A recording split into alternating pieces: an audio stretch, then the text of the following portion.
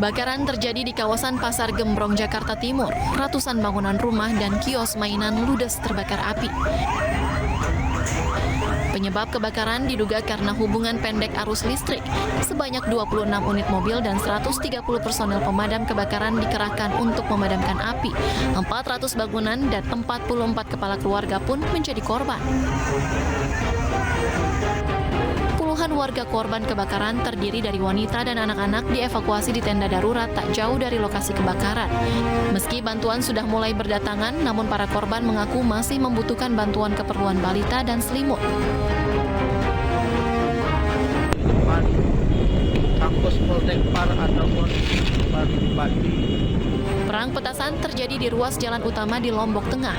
Dalam video, pengendara mengaku resah dengan adanya perang petasan, bahkan membuat sejumlah pengendara lain memilih memutar balik kendaraan mereka.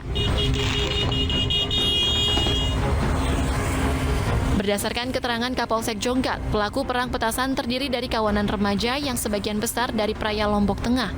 Perang petasan ini kerap kali dilakukan saat hari libur.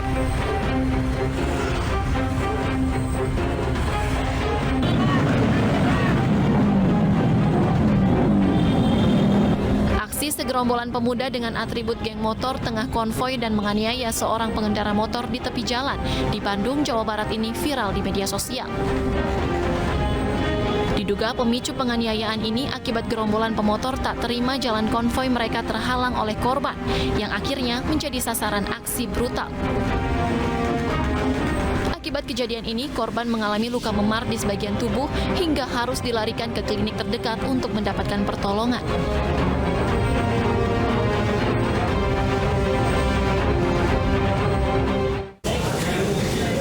Puluhan warga desa Sibangor Julu, Puncak Sorek Marapi, Mandailing Natal, Sumatera Utara keracunan gas sumur milik sebuah perusahaan. Puluhan korban keracunan dilarikan ke rumah sakit daerah Panyabungan.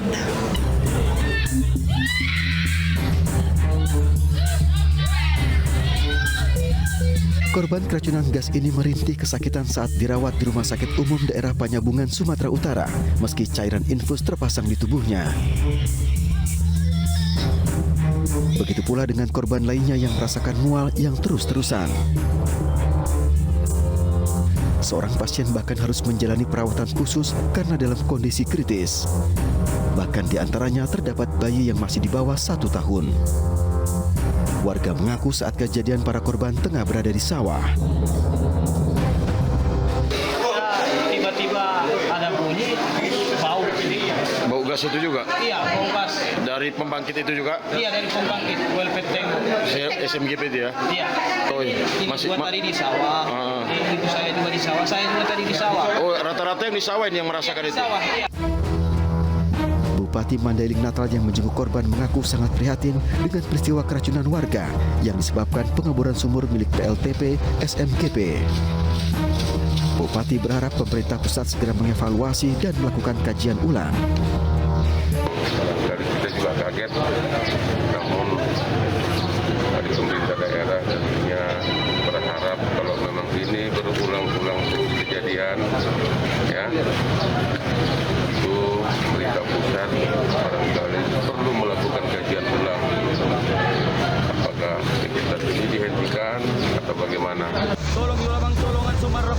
Sebelumnya semburan gas beracun disertai lumpur terjadi pada Minggu pagi saat sejumlah karyawan tengah melakukan pengeboran sumur. Akibat semburan gas ini, warga yang berada di radius 1 km alami keracunan.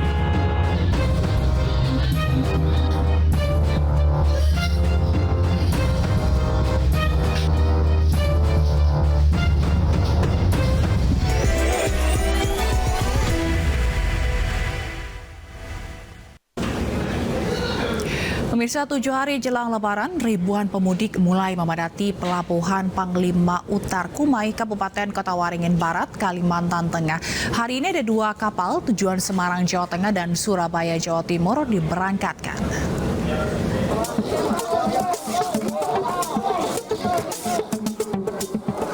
Inilah suasana Pelabuhan Panglima Utar Kumai, Kabupaten Kota Waringin Barat, Kalimantan Tengah. Ribuan pemudik yang mayoritas adalah para pekerja di perkebunan kelapa sawit yang tersebar di sejumlah kabupaten di Kalimantan Tengah dan Kalimantan Barat mulai memadati pelabuhan. Para Para pemudik mengaku berangkat lebih awal untuk menghindari kepadatan yang kerap terjadi di beberapa hari jelang Idul Fitri. Padat mudiknya nanti malah kita repot sendiri di jalan nanti ya. Oh gitu ya. Nah, ini rombongan berapa orang? Orang 4 ya. Surabaya semua. Iya, Surabaya. Hari ini pihak pelabuhan memberangkatkan 2 kapal tujuan Semarang, Jawa Tengah dan Surabaya, Jawa Timur.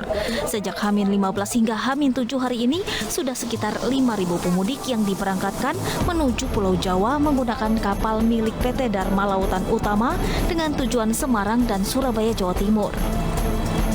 Keberangkatan hari ini kita ada rute 9 ke Semarang, kurang lebih kita bawa 700-an lebih untuk Satya Kencana 3 jurusan ke Surabaya, kemudian kita bawa bisa 300 lebih.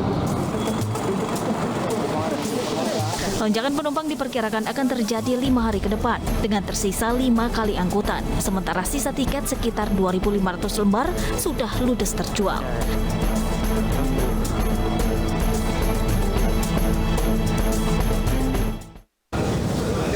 Ribuan pemudik juga mulai berdatangan di Pelabuhan Merak, Cilegon, Banten. Para calon penumpang kapal tersebut memadati area jembatan penyeberangan untuk menunggu kapal.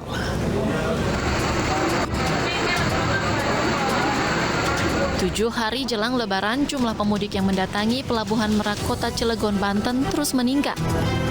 Ribuan calon penumpang kapal ini memadati area jembatan penyeberangan menuju kapal yang akan membawa mereka menyeberangi perairan Selat Sunda. Data dari pihak ASDP Indonesia Ferry Cabang Merak mencatat ada sebanyak 2.436 orang penumpang pejalan kaki dan ada sebanyak 45.145 penumpang dalam kendaraan. Total jumlah penumpang saat ini tercatat ada sebanyak 47.581 penumpang dan jumlah kendaraan mencapai 10.653 unit kendaraan. Lalu bagaimana suasana arus mudik pada 7 hari menjelang Lebaran dari Pelabuhan Merak? Ada rekan Camar Henda di sana. Camar, apakah sudah ada penumpukan pemudik di sana? Ya, selamat malam Zila dan juga pemirsa. Saat ini saya sudah berada di Dermaga 2 Pelabuhan Merak. Pemantauan kami pada malam hari ini memang terpantau sepi dan tidak adanya antrian kendaraan maupun juga antrian pemudik yang akan menuju ke kapal yang sebentar lagi ini akan berangkat. Ini di belakang saya, Zila dan juga pemirsa, ini adalah kapal Kirana yang sebentar lagi akan berangkat menuju ke Bakauheni. Pemantauan kami dari sore hari tadi memang untuk intensitas dari pemudik ini belum terlalu ramai, berbeda dengan 2 hari sebelumnya, yakni pada hari Sabtu dan juga Minggu ataupun akhir pekan. Ini tercatat lebih dari 45.000 penumpang ini sudah bertolak dari Merak menuju ke Bakauheni. Memang untuk dermaga sendiri saat ini yang beroperasi ada 6 dermaga dari 7 dermaga, yang satunya ini masih dilakukan maintenance ataupun juga perbaikan, di mana untuk 5 dermaga merupakan dermaga reguler, sedangkan untuk 1 dermaga ini merupakan dermaga eksekutif. Nah, untuk dermaga reguler ini adalah salah satu dermaga dan juga kapal yang dipilih oleh banyak masyarakat dikarenakan harganya lebih ekonomis, yakni seharga Rp19.000.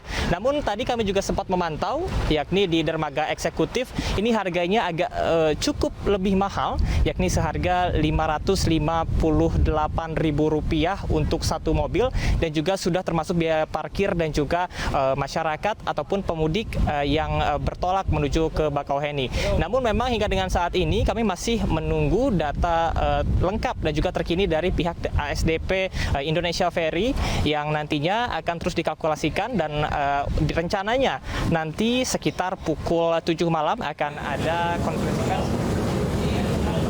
Baik, terima kasih Camar Henda atas laporan Anda langsung dari Pelabuhan Merak, Banten.